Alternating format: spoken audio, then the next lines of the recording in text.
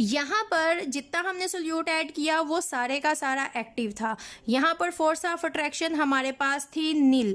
अब यहाँ पर जब सोल्यूट ज़्यादा हुआ तो फोर्स ऑफ अट्रैक्शन यहाँ पर हमारे पास मैटर करना शुरू हो गई, यहाँ पर इफ़ेक्टिव हो गई और सोल्यूट ने अपनी ही इंट्रैक्शन पैदा कर ली और इलेक्ट्रिसिटी हमारे पास नहीं आई। जब यहाँ पर हमने सोल्यूट का नंबर बहुत ही ज़्यादा इंक्रीज़ किया तो फोर्स ऑफ अट्रैक्शन डोमिनेंट होने की बजाय यहाँ पर जो हमारे पास हुआ, यहाँ पर हमारे पास फोर्स ऑफ रिपल्शन ऑपरेट हो गई।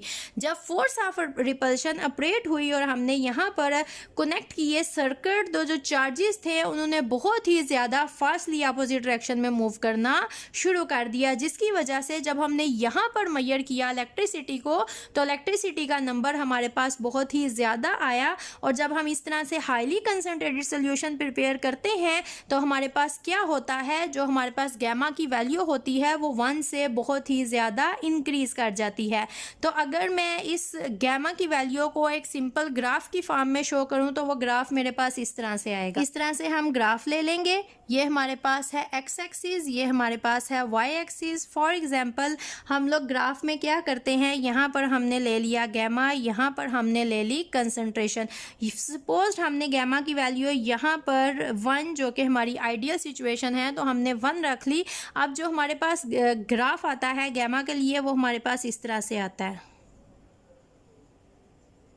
अब ये हमारे पास सिचुएशन है क्या, ये जो गैमा की वैल्यू हमारे पास 1 है और 1 से नीचे आ रही है, तो इसका मतलब हमारे पास ये है कि ये वो सारा एरिया है, ये वाला ये वो सारा एरिया है जहाँ पर फोर्स ऑफ अट्रैक्शन डिवेलप होना शुरू हो जाती है। और यहाँ से लेके यहाँ तक ये जो लोअर पीक है ये वो सारा एरिया है जहाँ पर फोर्स ऑफ अट्रैक्शन और फोर्स ऑफ रिपल्शन एक दूसरे के इक्वल होती है। और अब ये देख रहे हैं आप, जहां पर गैमा की वैल्यू इंक्रीज करना शुरू हो जाती है ये वो एरिया है जहां पर फोर्स ऑफ रिपल्शन बहुत ही ज़्यादा डोमिनेंट होना शुरू हो जाती है। और जब सॉल्यूशन बहुत ही हाईली कंसंट्रेटेड होते हैं तो हमारे पास सम टाइम गैमा की वैल्यू 1 से भी बहुत ज़्यादा बियॉन्ड चली जाती है। जितना ज़्यादा कंसंट्रेटेड सॉल्यूशन होगा उसमें एक्टिव मैस उतना ही ज़्यादा होगा, क्योंकि वहाँ पर फोर्स ऑफ रिपल्शन उतनी ही ज़्यादा होती जाएगी। तो gamma is actually activity coefficient. अब ये सारी एक्टिविटी है जिसमें आपको ये बताया है कि आप जितना सोल्यूट ऐड करते हैं नॉट नेसेसरी वो सारा ही आइडियली बिहेव करे, सारा ही एक्टिव मैस हो। तो अगर बहुत डाइल्यूट सोल्यूशन हम बनाते हैं तो सोल्यूशन हमारे पास आइडियली बिहेव करते हैं, जितने हमारे लॉज हैं सोल्यूशन के उनको ओबे करते हैं।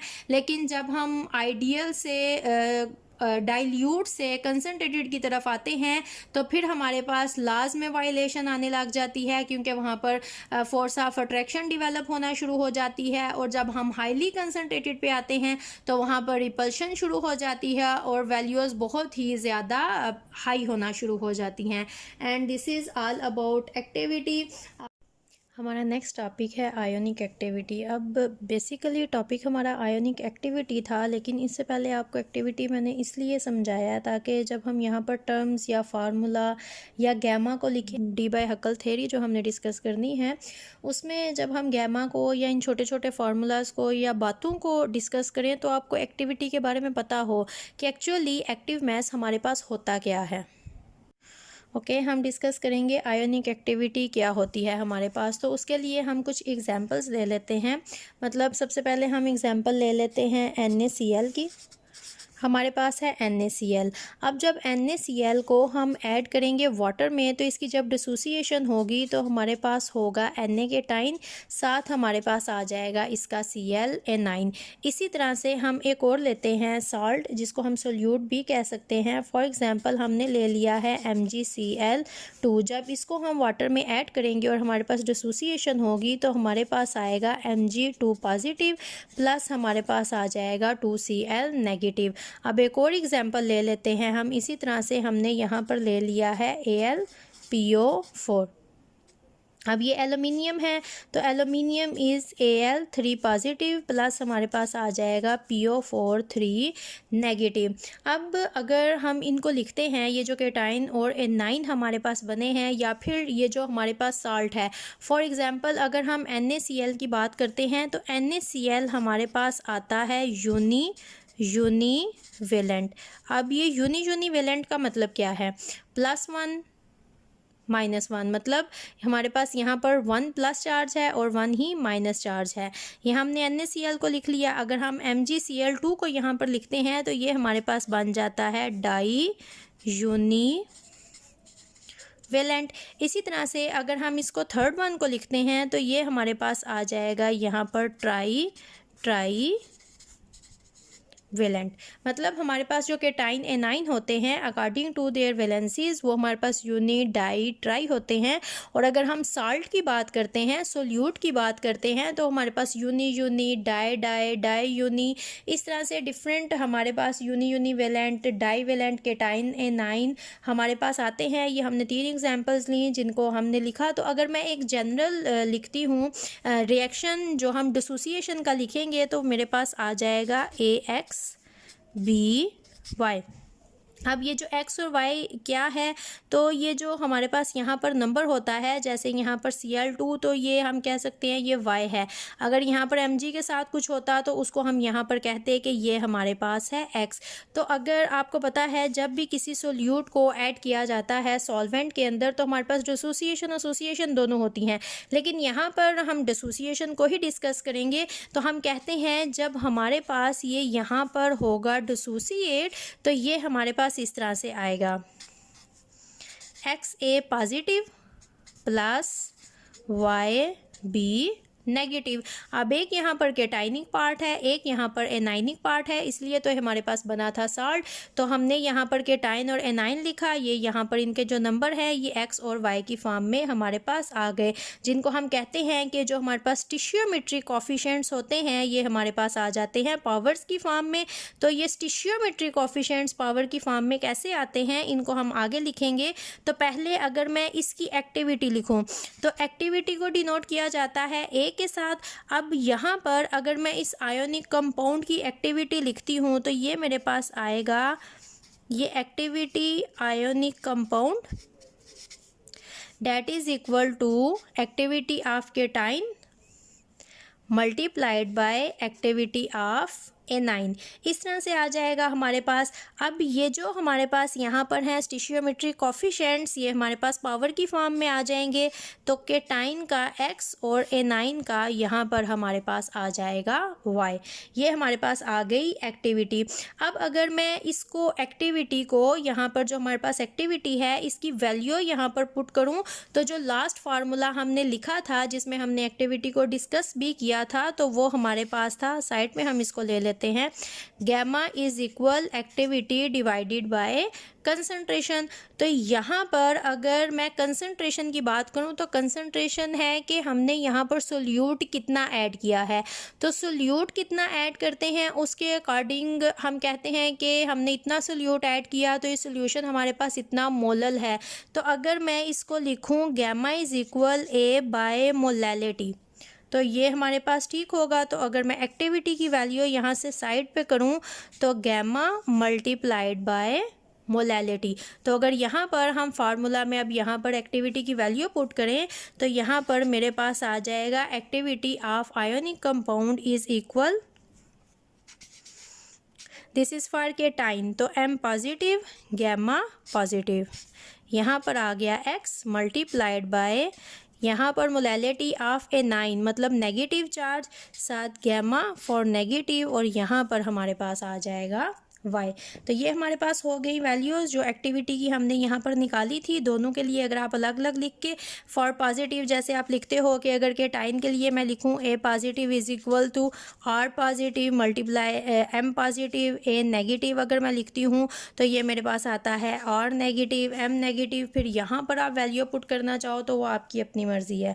दोनों बातें आसान है, इस तरह से आप कर सकते हो या फिर डायरेक्ट वैल्यूज़ को यहाँ पर पुट कर सकते हो। अब जब हमने इसको इस तरह तरह से पुट कर लिया है और हमें पता है कि ये जो हमने मोलैलिटी यहाँ पर लिखी हुई है हमारे पास, अगर मैं कहती हूँ मोलैलिटी ऑफ केटाइन, तो जो मोलैलिटी ऑफ केटाइन होती है ये मेरे पास एक कंपाउंड है। सिंपली ये मेरे पास कंपाउंड जिसको मैं कहती हूँ कि ये यहाँ पर सोल्यूट मैंने लिया है, इसको ऐड किया है सॉल्यूशन के अंदर, जिसमें ये मेरे पास आया है केटाइनिक पार्ट और ये मेरे पास आया है एनाइनिक पार्ट। अब टोटल मैंने यहाँ पर सोल्यूट डाला, उसकी एक मोलैलिटी थी हमारे पास, जब उसकी ब्रेकडाउन हुई केटाइन और एनाइन में तो एक मोलैलिटी, फिक्स मोलैलिटी के मेरे पास केटाइन बने और फिक्स ही मोलैलिटी के मेरे पास एनाइन बने। अब कितने बने केटाइन, उसकी मोलैलिटी जो है वो हमारे पास बताती है एक्स की टर्म में कि एक्स मल्टीप्लाइड बाय एम, इतने मेरे पास, ये तो मोलैलिटी में आएगा। मतलब अगर मैं फॉर एग्जांपल यहाँ पर लेती हूँ NaCl, तो एक Na से मेरे पास ये आ जाएगा Na पॉजिटिव। अब यहाँ पर जो x वैल्यू है कि कितने मेरे पास Na पॉजिटिव आते हैं, actually that will be multiplied with molality. यहाँ पर तो Na की कोई वैल्यू नहीं है तो इट विल बी सिंपल 1, तो जितना हम डालेंगे उतनी ही मोलैलिटी। लेकिन अगर यहाँ पर कुछ वैल्यू होती, अगर फॉर एग्जांपल मैं कोई ऐसा केटाइन या फॉर एग्जांपल एनाइन लेते हैं, मतलब यहाँ पर अगर 2Cl होते तो ये जो एनाइन बनने थे वो मल्टीप्लाइड बाय y डबल हो जाने थे। तो जब हम मोलैलिटी को लिखते हैं तो वो मेरे पास इस तरह से आती है। अगर मैं केटाइन की मोलैलिटी लिखती हूँ तो यहाँ पर हम साइड में एक बॉक्स बनाते हैं, molality for any cation is equal to x multiplied by m। तो अगर मैं मोलैलिटी लिखती हूँ किसी भी एनाइन की तो बस आ जाएगा y multiplied by m। Molality जितना हमने डाला प्लस वो जो उसका यूनी और डाईवेलेंट के अकॉर्डिंग उसका नंबर आता है वो यहाँ पर आके हमारे पास हो जाएगा ऐड। तो ये जो m पॉजिटिव और m नेगेटिव की ये वैल्यूज़ हैं इनको भी हम यहाँ पर पुट करेंगे तो ये फार्मूला मेरे पास आ जाएगा इस तरह से, x dot m R positive, y m gamma negative. अब ये जो m हमारे पास यहाँ पर आए हैं ये m हमारे पास आ जाते हैं for positive and for negative, लेकिन सिंपल ही हम यहाँ पर मोलैलिटी लिख रहे हैं तो ये सिंपल हमारे पास इसी तरह से m की फॉर्म में ही आ जाएंगे। और यहाँ पर हमारे पास इसका आ जाएगा y। तो जब हम यहाँ पर ब्रैकेट को ओपन करेंगे तो ये हमारे पास इस तरह से आ जाएगा। ब्रैकेट्स को ओपन करने के बाद हमारे पास आ जाएगा activity is equal x power x, m की पावर x, गैमा पॉजिटिव की पावर x, y की पावर y, m की पावर y, गैमा नेगेटिव की पावर y। अब ये जो मेरे पास x की एक पूरी ब्रैकेट थी, y की एक पूरी ब्रैकेट थी, इन दोनों ब्रैकेट्स को मैंने ओपन किया। तो अब मैं क्या करूँगी, x y को इकट्ठा करूँगी, m की वैल्यूज़ इकट्ठी होंगी तो ये x प्लस वाई हो जाएगा। गैमा पॉजिटिव नेगेटिव इकट्ठा होगा और ये भी हमारे पास x प्लस वाई हो जाएगा। a is equal x dot y की power y m x plus y, यहाँ पर gamma plus minus x plus y. ये जो एक्टिविटी यहाँ पर आयोनिक कंपाउंड की हमारे पास आई है इसको हम कहते हैं मीन एक्टिविटी। इसको आप मीन एक्टिविटी भी कह सकते हो, आप इसको आयोनिक एक्टिविटी भी कह सकते हो। और ये जो आपके पास गैमा की वैल्यू आई है यहाँ पर gamma plus minus x plus y, इस टर्म को हम कहते हैं मीन एक्टिविटी कोफिशिएंट। ये हमारे पास आ जाती है मीन एक्टिविटी कोफिशिएंट।